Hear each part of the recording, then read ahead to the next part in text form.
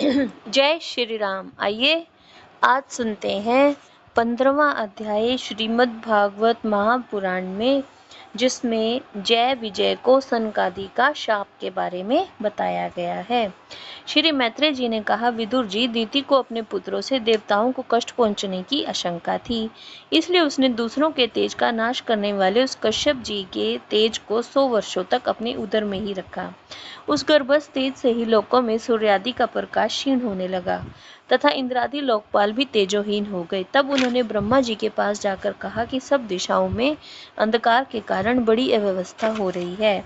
देवताओं ने कहा, भगवान, काल आपकी ज्ञान शक्ति को कुंठित नहीं कर सकता, इसलिए आपसे कोई बात छुपी नहीं है। आप इस अंधकार के विषय में भी जानते ही होंगे, हम तो इससे बड़े ही भयभीत हो रहे हैं। देवादिदेव, आप जगत के रचयिता और समस्त लोकपालों के मुकुटमणि हैं। आप छोटे बड़ी सभी जीवों का भाव जानते हैं। देव, आप विज्ञान बल संपन्न हैं। अपने माया से ही यह चतुर्मुख रूप और रजोगुण स्वीकार किया है। आपकी उत्पत्ति के वास्तविक कारण को कोई नहीं जान सकता। हम आपको नमस्कार करते हैं। आप में संपूर्ण भवन स्थित है। कारण रूप सारा प्रपंच आपका शरीर है, किंतु वास्तव में आप इससे परे हैं। जो समस्त जीवों के उत्पत्ति स्थान आपका अनन्य भाव से ध्यान करते हैं, उन सिद्ध योगियों का किसी भी प्रकार से ह्रास नहीं हो सकता, क्योंकि वे आपके कृपा कटाक्ष से कृतकृत्य हो जाते हैं तथा प्राण, इंद्रिय और मन को जीत लेने के कारण उनका योग भी परिपक्व हो जाता है।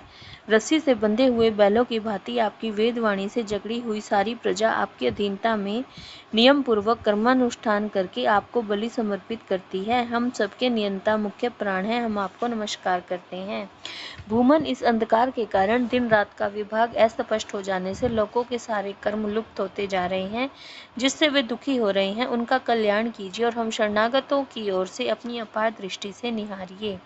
देव, आग जिस प्रकार ईंधन में पड़कर बढ़ती रहती है, उसी प्रकार कश्यप जी के तेज से स्थापित हुआ यह दीति का गर्भ सारी दिशाओं को अंधकार में करता हुआ क्रमशः बढ़ रहा है। श्री मैत्रेय जी कहते हैं, महाभाव, देवताओं की प्रार्थना सुनकर भगवान ब्रह्मा जी हंसे और उन्हें अपनी मधुर वाणी से आनंदित करते हुए कहने लगे, देवताओं, तुम्हारे पूर्वज मेरे मानस पुत्र सनकादि लोगों की आसक्ति त्याग कर समस्त लोगों में आकाश मार्ग से विचरा करते थे। एक बार वे भगवान विष्णु के शुद्ध सत्व में सब लोगों के शिरोभाग में स्थित वैकुंठ धाम में जहाँ पहुँचे, वहाँ सभी लोग विष्णु रूप होकर रहते हैं और वह प्राप्त भी उन्हीं को होता है जो अन्य सब प्रकार की कामनाएं छोड़कर केवल भगवत आचरण शरण की प्राप्ति के लिए ही अपने धर्म द्वारा उनकी आराधना करते हैं। वहाँ वेदांत प्रतिपाद्य धर्म मूर्ति श्री आदि नारायण हम अपने भक्तों को सुख देने के लिए शुद्ध सत्व में स्वरूप धारण कर हर समय विराजमान रहते हैं। उस लोक में नैश्रेष नाम का एक वन है, जो मूर्तिमान कैवल्य सा ही जान पड़ता है। वह सब प्रकार की कामनाओं को पूर्ण करने वाले वृक्षों से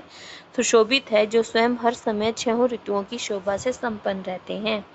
वहाँ विमानचारी गंधर्वगण अपनी प्रियाओं के सहित अपने प्रभु की पवित्र लीलाओं का गान करते रहते हैं, जो लोगों की संपूर्ण पाप राशि को भस्म कर देने वाली है। उस समय सरोवरों में खिली हुई मकरंद पूर्ण वासंतिक माधवी लता की सुमधुर गंध उनके चित्त को अपनी ओर खींचना चाहती है, परंतु वे उसकी ओर ध्यान ही नहीं देते, वरन उस गंध को उड़ाकर लाने वाले वायु को ही बुरा भला कहते हैं। जय श्री राम।